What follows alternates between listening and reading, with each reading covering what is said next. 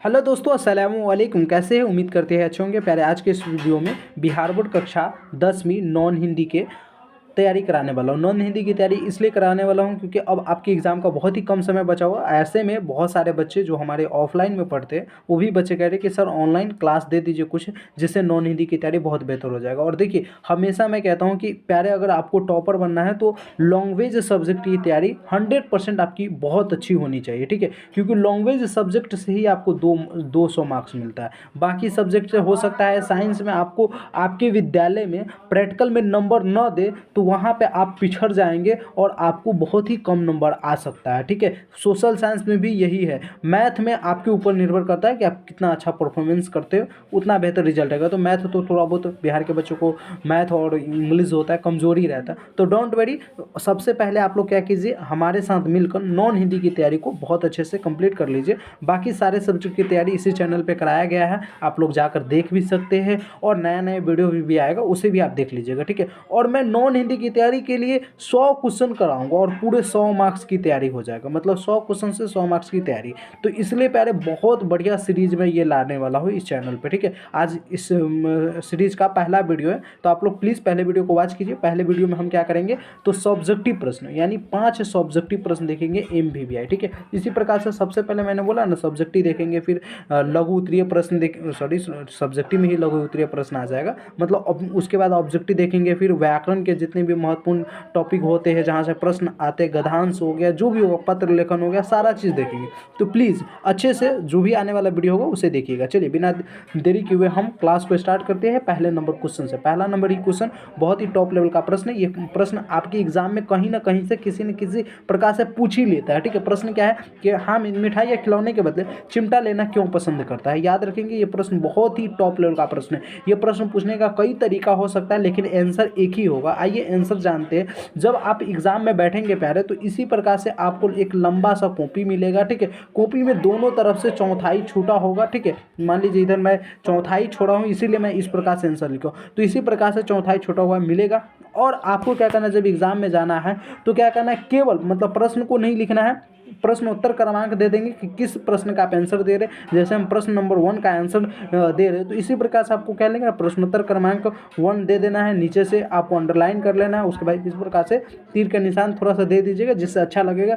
फिर थोड़ा सा जगह छोड़ेंगे आंसर लिखने के पहला लाइन में, और उसके बाद हम आंसर लिखना स्टार्ट करेंगे। तो आइए जानते हैं कि हामिद मिठाई या खिलौने के बदले चिमटा क्यों पसंद करता है। तो आंसर में लिखेंगे, हम लिखेंगे हामिद मिठाई या खिलौने के बदले चिमटा पसंद करता है क्योंकि रोटी सेकते समय दादी की उंगलियां जल जाती थी। अगर वह चिमटा लेकर दादी को दे देगा तो उनकी उंगली नहीं जलेगी। मिठाई या खिलौने क्षणिक मतलब कुछ समय के सुख देने वाला है, इसीलिए उसने चिमटा को पसंद किया, ठीक है। तो इस प्रकार से इस प्रश्न का आंसर लिखेंगे, आपको पूरा का पूरा 2 नंबर मिल जाएगा। 2 मार्क्स में यह क्वेश्चन पूछा जाता है, ठीक है। और आंसर है ना, कॉपी में आपको इसी प्रकार से लिखना है। पहले अगर इस प्रकार से आंसर लिखिएगा ना, तो ये बहुत ही अच्छे लिखने का तरीका है, कॉपी लिखने का तरीका, ठीक है। तो अगर इस प्रकार से लिखेंगे तो पूरा का पूरा नंबर भी मिलेगा, और मतलब थोड़ा बहुत गलत भी रहेगा तो कहेगा एग्जाम में नहीं है। ये कॉपी बहुत अच्छा से लिखा है और आपको पूरा का पूरा नंबर दे देगा। आइए बिना देरी के दूसरे नंबर प्रश्न पे चर्चा करते हैं। देखिए, आज पहला क्लास है, इसलिए मैं थोड़ा कुछ एक्स्ट्रा भी क्लास में ज़्यादा बोल रहा हूँ, तो डोंट वेरी, धीरे धीरे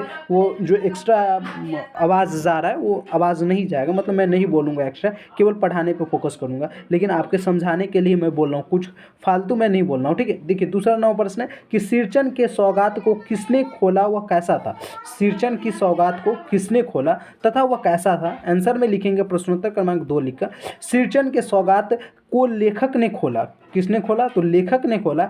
ऐसी कारीगरी, ऐसी बारीकी, रंगीन सूत लियो के फांदों का ऐसा काम पहली बार देखकर लेखक दंग रह गया, ठीक है। मतलब सिरचन जो सौगात में भेजा था वह किसने खोला, तो लेखक ने खोला। और लेखक उसकी कारीगरी की और ऐसी बारीकी, मतलब छोटी छोटी चीज़ों पर ध्यान देना और रंगीन रंगीन बनाना फंदों को, ऐसा काम किया था कि लेखक देखकर दंग हो गया। तो इस प्रकार से आप लिखेंगे तो आपको पूरा का पूरा नंबर पहले मिल जाएगा, ठीक है। आगे बढ़ते हैं, तीसरा नंबर प्रश्न देखिए। तीसरा नंबर प्रश्न क्या कह रहा है, ईर्ष्या की बेटी किसे और क्यों कहा गया। ईर्ष्या की बेटी किसे और क्यों कहा गया, टॉप लेवल का क्वेश्चन है, टॉप लेवल का क्वेश्चन। याद रखिएगा, अब की बार के एग्जाम में यह प्रश्न आ सकता है। आंसर में क्या लिखिएगा, थोड़ा सा लंबा आंसर है लेकिन कोई ना, आइए देखते हैं। लिखेंगे। ईर्ष्या की बेटी निंदा, और निंदा को कहा गया, ईर्ष्या की बेटी किसे कहा गया, निंदा को कहा गया। जो व्यक्ति ईर्ष्यालु होता है वह निंदक भी होता है, जो व्यक्ति ईर्ष्यालु होता है वह निंदक भी होता है, वह दूसरे की निंदा करके यह बताना चाहता है कि अमुक व्यक्ति ठीक नहीं है। मतलब वह क्या करता है, जो मतलब जो निंदा करता है, निंदा करने वाला व्यक्ति कैसा होता है, वो हमेशा दूसरे के बारे में मतलब बुराई करेगा, को बताएगा ये व्यक्ति ऐसा है वैसा है ये है वो है, मतलब वो दूसरे की निंदा करके यह बताना चाहता है कि अमुक व्यक्ति ठीक नहीं, मतलब वो जिसके बारे में निंदा करता है उसको मतलब सामने वाले को बताना चाहता है कि मैं इसके बारे में निंदा कर रहा हूँ, मतलब ये व्यक्ति ठीक नहीं है। ठीक है, यही बताना चाहता है ना, मेन उद्देश्य तो उसका वो यही रहता है, बताना चाहता है कि अमुक व्यक्ति ठीक नहीं है, ताकि वह लोगों की आंखों से गिर जाए, मतलब ताकि लोगों की आंखों से गिर जाए और उसके द्वारा किया गया रिक्त स्थान उसे प्राप्त हो जाए। लेकिन वो भूल जाता है कि दूसरे की निंदा करने वाले खुद का पतन कर लेता है, मतलब दूसरे की निंदा करने वाला भूल जाता है कि अगर हम दूसरे की निंदा करें तो हमारी भी कोई निंदा करेगा और हम भी एक दिन पतन हो जाएंगे। तो इस प्रकार से पहले इसका आंसर लिखना है। ठीक है,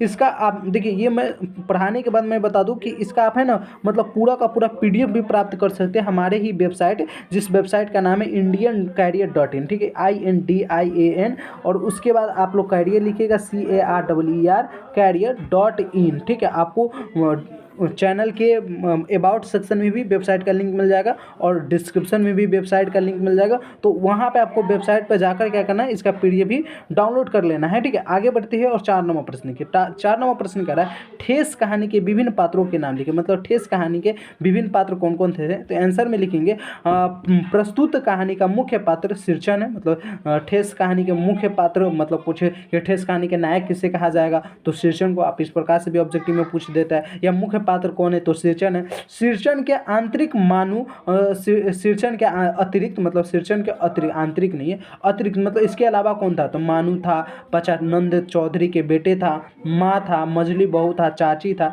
ये सब क्या था, तो ये इस कहानी के, किस कहानी के, ठेस कहानी के पात्र था। आगे बढ़ते हैं और इस वीडियो का लास्ट प्रश्न होगा प्यारे, फिर हम अगले वीडियो में चर्चा करेंगे, क्योंकि आज पहला क्लास है तो मैं भी नहीं चाहता कि एक ही दिन आपको ज़्यादा बर्ड दे दूं।